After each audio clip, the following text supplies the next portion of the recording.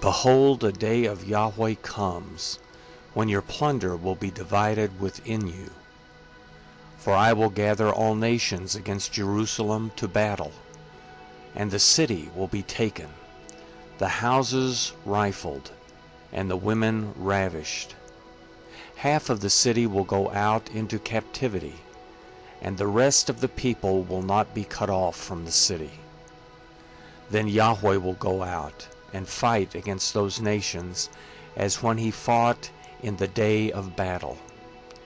His feet will stand in that day on the Mount of Olives, which is before Jerusalem on the east, and the Mount of Olives will be split in two from east to west, making a very great valley. Hattin will move toward the north, and half of it toward the south.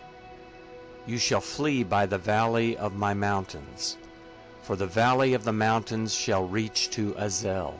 Yes, you shall flee, just like you fled from before the earthquake in the days of Uzziah, king of Judah. Yahweh my God will come, and all the holy ones with you. It will happen in that day that there will not be light, cold, or frost. It will be a unique day which is known to Yahweh, not day and not night. But it will come to pass that at evening time there will be light. It will happen in that day that living waters will go out from Jerusalem, half of them toward the eastern sea, and half of them toward the western sea. It will be so in summer and in winter. Yahweh will be king over all the earth. In that day Yahweh will be one, and his name one. All the land will be made like the Arabah, from Geba to Rimmon south of Jerusalem. And she will be lifted up, and will dwell in her place, from Benjamin's gate to the place of the first gate, to the corner gate, and from the tower of Hananel to the king's wine presses. Men will dwell therein, and there will be no more curse, but Jerusalem will dwell safely. This will be the plague with which Yahweh will strike all the peoples who have fought against Jerusalem.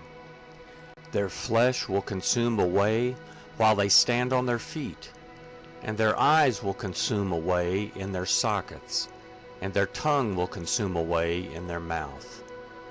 It will happen in that day that a great panic from Yahweh will be among them, and they will each hold on to the hand of his neighbor, and his hand will rise up against the hand of his neighbor.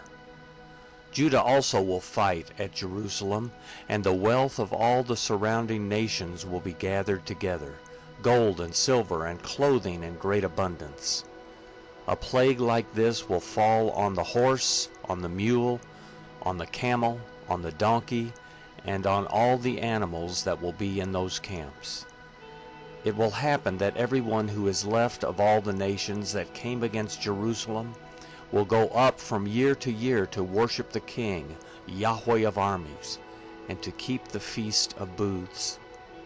It will be that whoever of all the families of the earth doesn't go up to Jerusalem to worship the King, Yahweh of armies, on them there will be no rain.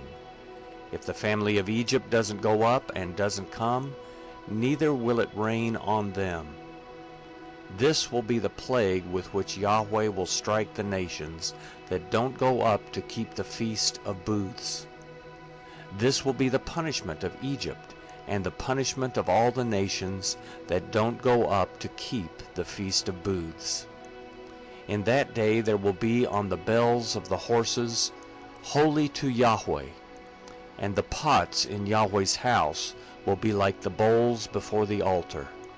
Yes, every pot in Jerusalem and in Judah will be holy to Yahweh of armies, and all those who sacrifice will come and take of them and cook in them.